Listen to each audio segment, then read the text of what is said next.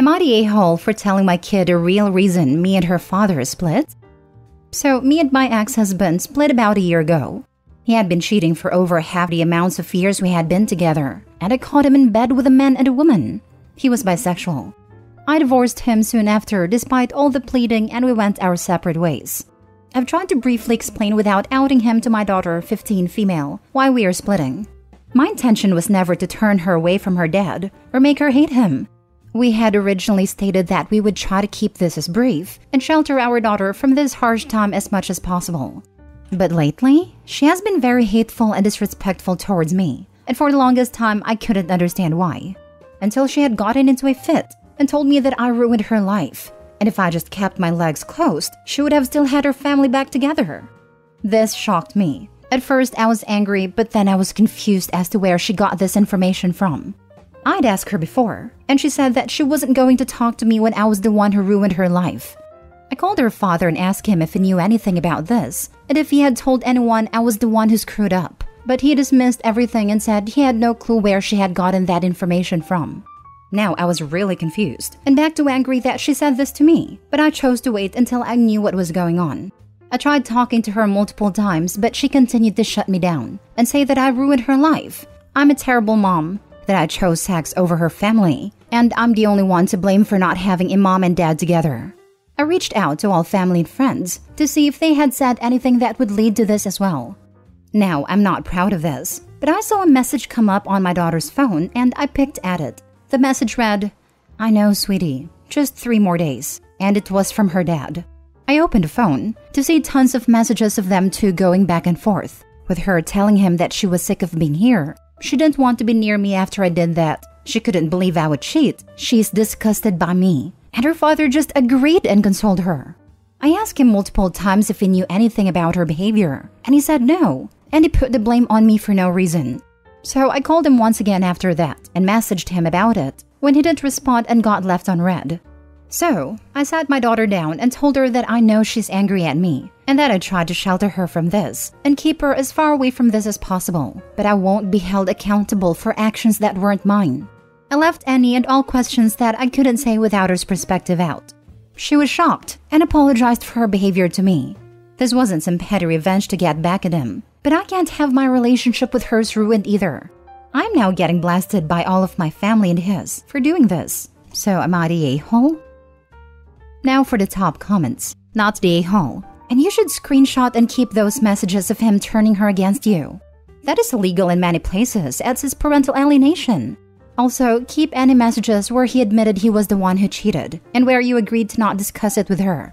Next, I'd consult a lawyer in case it takes this farther. Oh man, I actually get furious when the cheaters say their partner cheated, and try to get their kids to hate the faithful parent. He's so trash he's not worth anything. Sweetie, just 3 more days. Instant vomit. My ex-husband did this, also claimed I was the dangerous one. I had planned not to tell my son anything until he was an adult or at least late teens. I had planned to go with, sometimes, no matter how hard people try, it's best for them not to be together. This is what's best for us and you, because we couldn't live together lovingly and respectfully.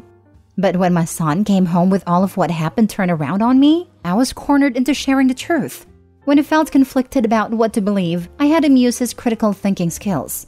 For example, X is much stronger than I am, and I'm not physically capable of doing any of what he had done to me, and promised I wouldn't be upset with him if he didn't believe me. He thought through the facts and came to the correct conclusion. Not the a-hole honestly reads as the appropriate and good choice in a super cruddy situation.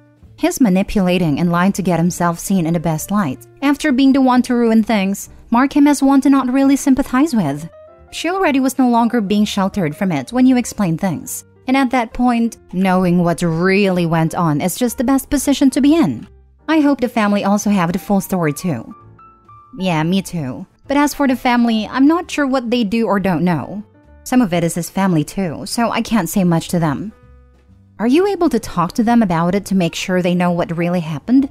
Or like draft some kind of written account of what happened on your side as neutrally but true as possible? If he is going behind your back to turn your daughter against you, it wouldn't be surprising if it extended further out. Heck, sometimes just being the first to paint a messy situation is grounds to bend it a good bit in your own favor. and people take advantage of that sometimes. I could, but that's a lot of people, and very defined and argumentative people from my experience. So I'm just trying to take whatever energy I have to argue with them about it, because I know they won't believe me, or they will have an issue with something. Do you have proof he cheated? Because you're going to need it. You're going to drag your daughter into this mess. You need to talk to your lawyer ASAP. Not the a-hole. He's on a smear campaign against you, so you need all the proof you can get. I have the messages, and proof of all the money he spent on hotel with other people that he's admitted to. I'm not sure where this will go as of now. Hopefully I won't need it. Next story.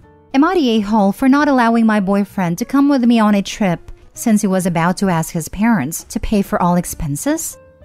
My 20 female friends from uni and I have been planning to go on a trip next March since the beginning of this year. Since 2 of my friends are bringing their partners along with them, I've asked my boyfriend 19 male if he wanted to come as well, under the condition that he earned the money himself to cover his expenses, including plane tickets and accommodations, which had come to be around 5,000 Canadian dollars. I made this request months ago because I knew he was going to ask his parents for the money to cover the expenses, which they had always given him. Like when his brother asked for $3,000 for a gaming setup and when he asked for $2,000 so he could have a TV in his room. His family isn't super wealthy, but they're well-to-do, and his mom has tried to ask him to try and get a part-time job during school breaks, to which he has always said he'll try, but ended up never getting one.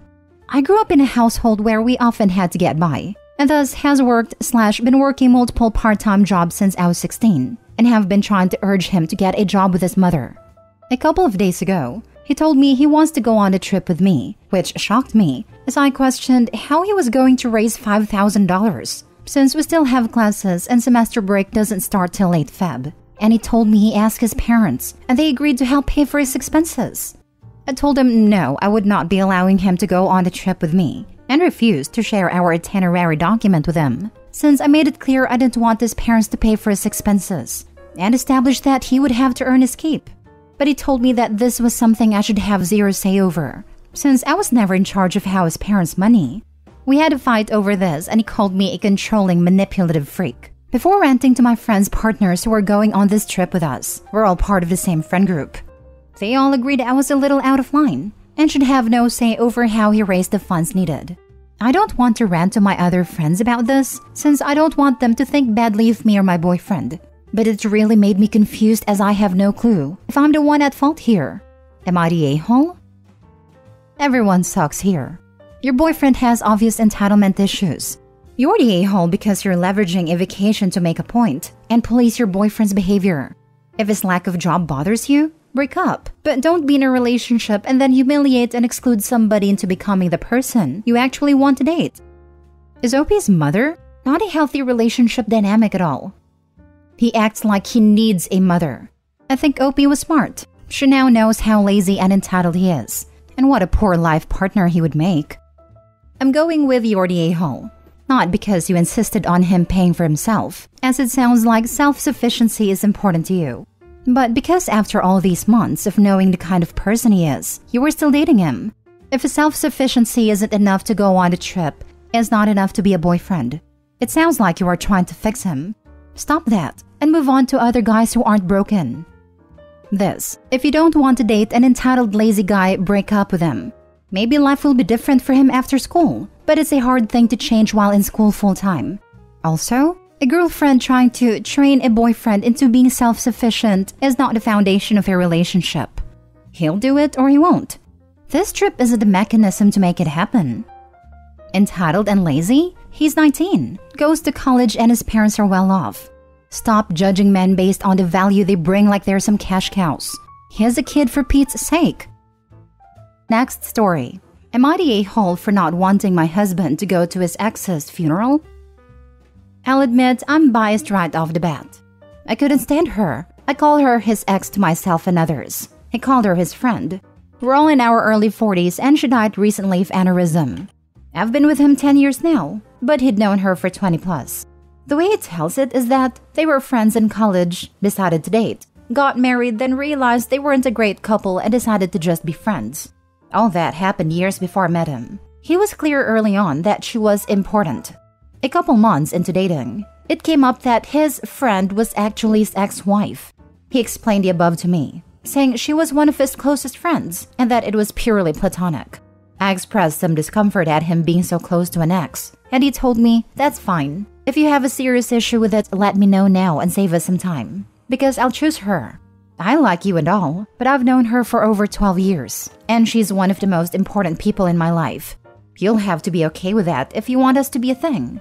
When we were engaged, I asked again. He gave me this perplexed look and asked, "Why would us getting married affect my friendships?" I sucked it up and went along. I resented every moment of knowing her, especially when we had to be social. She understood some part of him I couldn't. Her husband was friends with mine as well, so it's not like I could use him as an angle. They'd have lunch with the ex, they'd go to their geeky movies, and whatever. The few times I brought it up, he said, "We had this conversation before. You had your chance to back out." She died after they had lunch the other day on the way to her car. He spent a bunch of time crying, but honestly, I was relieved. He was working with her husband on funeral planning when I told him, "You don't think you're going, do you?" My argument summed up. She's dead, so she's not a factor anymore. He doesn't get to use his "she's my friend" excuse since she doesn't exist anymore. He had his cry for a couple days. He gets to be done with mourning her already. There's no need for him to go to her funeral, since I wouldn't want her at his. He was the angriest I've ever seen him when I told him that, replying that he'll be going no matter how I feel, and that he is willing to burn this to the freaking ground while holding up his wedding band. Besides you, she was the closest friend in my life. Him, her husband, and my sisters are calling me an insensitive a-hole over this, all saying that there's no romantic aspect to their relationship and that I'm heartless. Her husband went as far as calling me a ghoul for how I've reacted. I never felt their relationship was appropriate, and I hid that for years because I wanted to be with my husband. Now that she's gone, I don't feel I should have to hide it anymore and can speak freely. Am I the a-hole for just wanting him to be done with her and for him to not attend a funeral? Now for the top comments. You're the a-hole. When he divorces you, he probably won't have to explain his friendship with you to the next woman. Because, seriously, who'd want to stay friends with a woman who treated you like this? How heartless. I really hope they don't have any children together, so when he divorces OP, he can cut contact for good. If they had children, OP would have mentioned that after she got pregnant. She again tried to convince him that he needed to give up his friendship.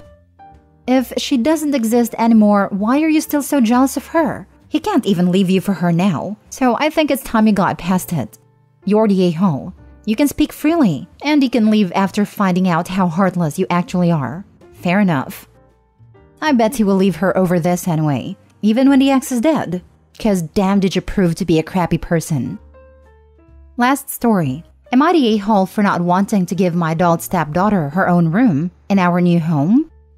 I, 35 female, have been with my husband, 43 male James, for 3 years, married for 18 months.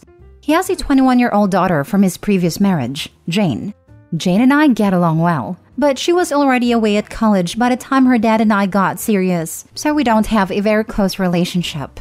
James and I are looking to purchase a home together because our current home is not going to work for me in the long term due to some disabilities. We've found a few we liked, and we were discussing our options when I referred to the third room as the guest room. James asked what I meant, because that would be Jane's room. This led to an argument between us, because I don't think Jane needs a dedicated bedroom in our new home.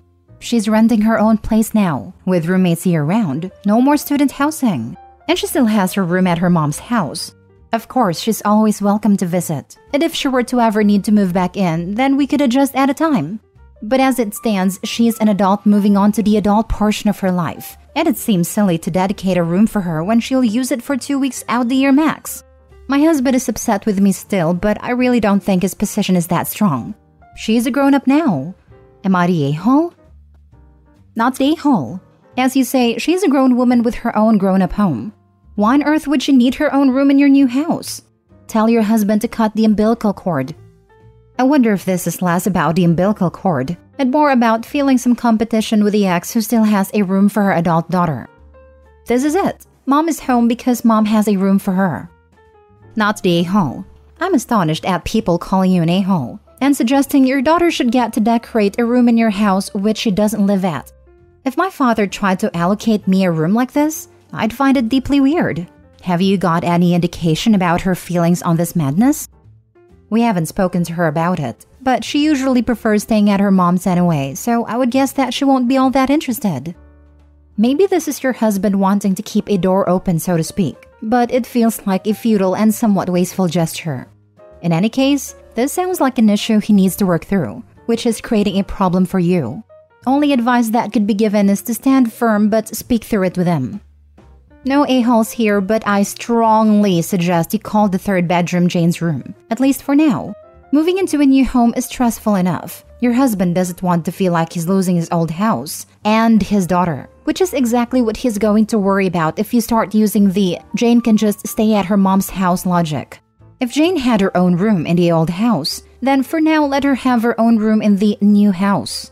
As time goes on, when everyone settles in and your husband realizes how sporadically Jane visits, then he'll be able to accept the fact that Jane is an adult and the new house isn't her home. Not because she never had a bedroom to begin with, but because Jane grew up into a woman with her own home and her own space. If you let the process happen naturally, it'll still happen, but you won't look like the mean stepmother pushing out his daughter.